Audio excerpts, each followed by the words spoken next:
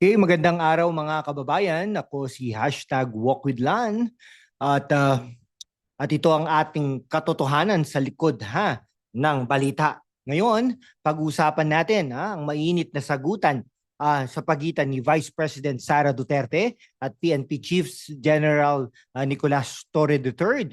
Makaluma nga ba ang sistema ng PNP o puro politika lang ang labanang ito?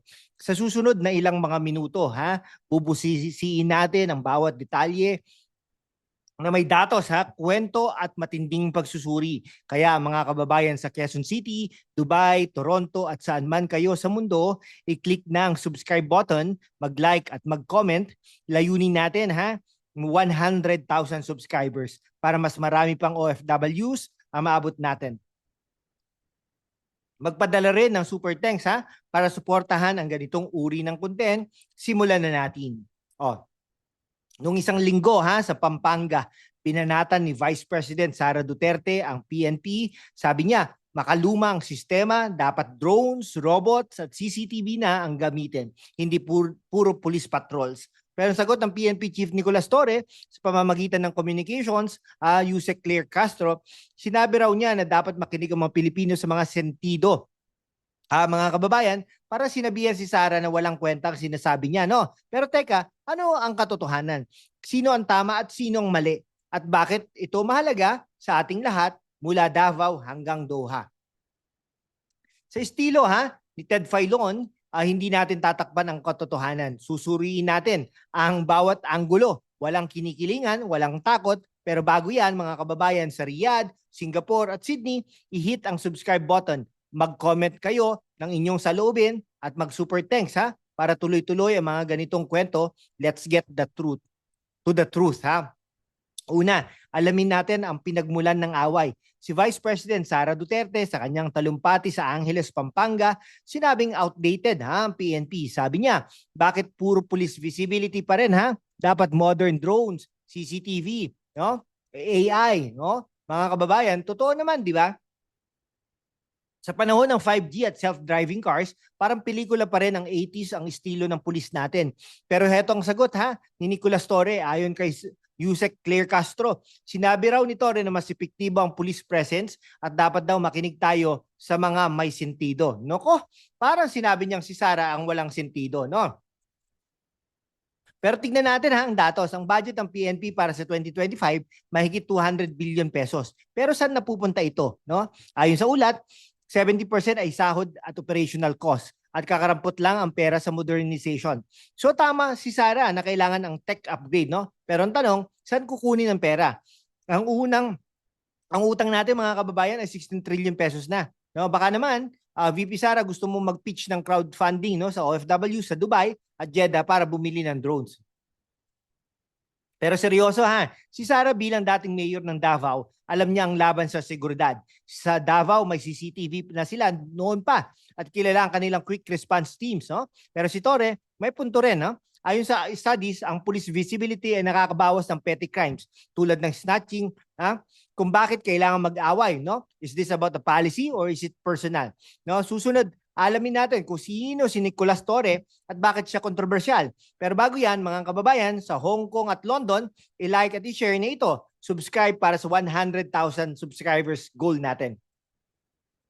Mga kaibigan sa Cebu, Abu Dhabi at Melbourne, kung natututo kayo sa talakayang ito, i-comment nyo ang inyong saloobin. Mag-super thanks din please para suportahan ang mas maraming investigative content.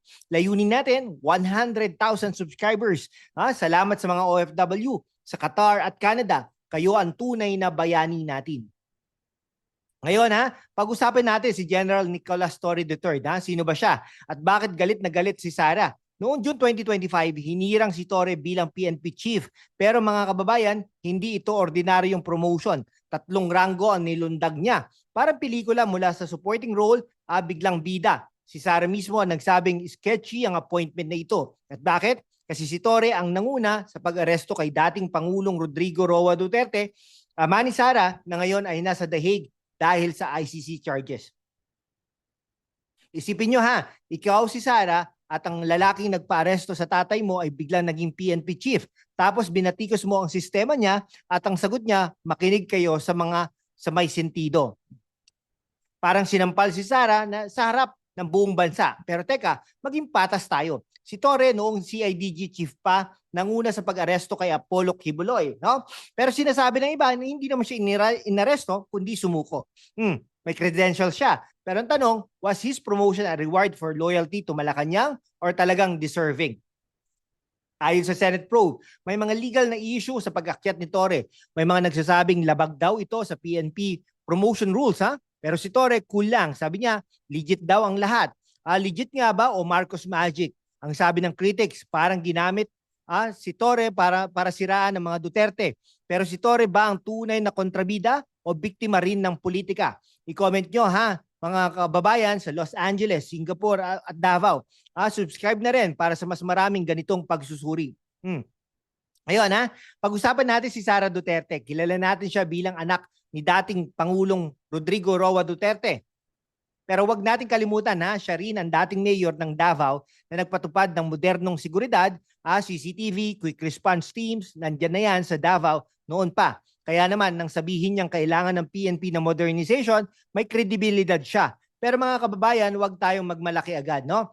Si Sara ay nahaharap sa impeachment trial dahil sa umano'y misuse of funds. At yung sinabi niyang state kidnapping, ang pag-aresto sa kanyang ama, malaking akusasyon yan.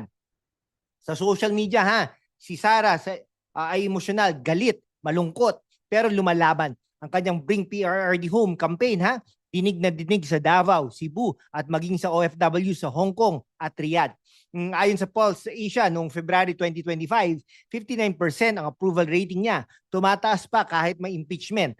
So ano ba talaga si Sara? Isang visionary na gustong i-modernize ang PNP o isang anak na ipinaghihiganti ang tatay? O baka naman both. Kasi sa Pilipinas, politika at pamilya parang adobo, laging magkasama. Pero seryoso ang panawagan ni Sara para sa drones at tech ay hindi biro. Sa Singapore ginagamit ng AI para i-predict ang crime. Sa Japan may facial recognition sa mga CCTV. Pero sa atin, ang CCTV natin madalas sira. At ang drones para lang sa barangay fiesta. Kaya naman, may punto si Sara. Pero kaya ba niyang ituloy ang laban para sa modernization habang nahaharap sa impeachment? I-comment nyo mga kababayan sa Toronto, Milan at Makati. Subscribe na rin para sa mas maraming kwento.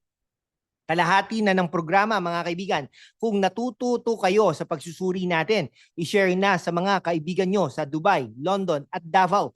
Mag-super thanks na rin please para suportahan ang mas maraming content na tulad nito. Layunin natin 100,000 subscribers.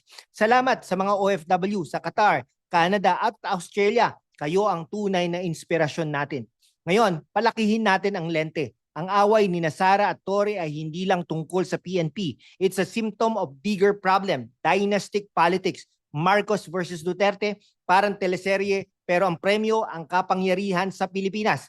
Noong 2022, nagkaisa ang Marcoses at Dutertes. Landslide ang resulta. Pero ngayon, parang boxing match na. Si Sara impeach ng lower house. Si Rodrigo Roa Duterte nasa The Hague at si Torre parang bagong knight ni Marcos or maybe just a loyal soldier or a police. Pero balik tayo sa policy.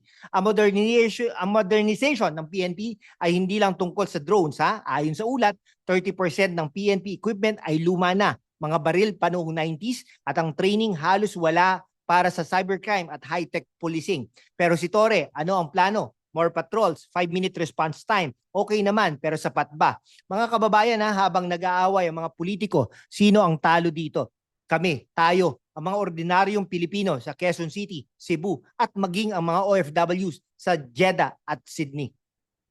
Kaya naman, mahalaga ang diskusyong ito. Hindi lang ito tungkol kina Sara at Torre. Ito'y tungkol sa kinabukasan ng seguridad natin. Kaya mga kababayan sa Hong Kong, Abu Dhabi at Davao, i-comment nyo ano ang dapat gawin ng PNP? Subscribe na rin para sa mas maraming ganitong talakayan. So ano ang solusyon Si Sara gusto ng drones, CCTV, AI. Pero magkano ang gastos nito? Ayon sa eksperto, ang isang high quality police drone ay nagkakahalaga ng 2 to 5 million bawat pesos bawat isa. Kung gusto natin ng 1,000 drones, that's 2.5 billion pesos. At ang CCTV systems sa Singapore, gumastos sila ng $1 billion para sa kanilang Safe City program. Sa Pilipinas, kaya ba natin yan? habang may 16 trillion pesos tayong utang? Baka naman, mga kababayan sa Dubai at Qatar, mag-donate kayo ng extra remittance para sa PNP drones. Pero seryoso, may mga practical solutions. Halimbawa, public-private partnerships. Sa Davao, nag-invest ang private sector sa CCTV systems. Pwede rin mag-reallocate ng PNP budget, bawasan ang sobrang police visibility, dagdagan ang tech investments. At si Torre, kung gusto niyang patunayan na hindi siya pawn ni Marcos, kailangan magpakita siya ng konkretong plano. Pero si Sara rin, kailangan maging malinaw ang kanyang modernization agenda. Hindi sapat ang mag-speech lang sa Pampanga. Okay, sa ASEAN, ang Singapore at Malaysia ay nangunguna sa tech-driven policing. Kami, nasa likod pa rin. Kaya mga kababayan, itong hamon, paano natin gagawing world-class ang PNP nang hindi lalong lumulubog sa utang? I-comment nyo ang inyong ideas, mga kaibigan, sa Los Angeles, Singapore at Cebu. Subscribe na rin para sa mas maraming investigative content. Mga kababayan, narinig natin ang dalawang panig. Si Sara Duterte na gustong i-modernize ang PNP at si Nicolas Torre na ipinaglalaban ang kanyang traditional approach. Pero sa huli, ang tanong, sino ang tunay na nagsisilbi sa interes ng Pilipino? Si Sara ba na may vision para naharap sa impeachment? O si Torre na may track record pero may tanong sa kanyang appointment? O baka naman ang tunay na sagot ay nasa sa atin, sa mga kababayan sa Quezon City, Davao, Dubai at Sydney na humihingi ng mas ligtas at mas modernong Pilipinas. Kaya naman mga kaibigan, magtulungan tayo. I-like, i-share at i-comment ang inyong salubin. Subscribe na rin para maabot natin ang 100,000 subscribers para sa mga kababayan sa Riyadh, Hong Kong at Toronto. Magpadala ng super thanks para suportahan ang mas maraming kwento tulad nito.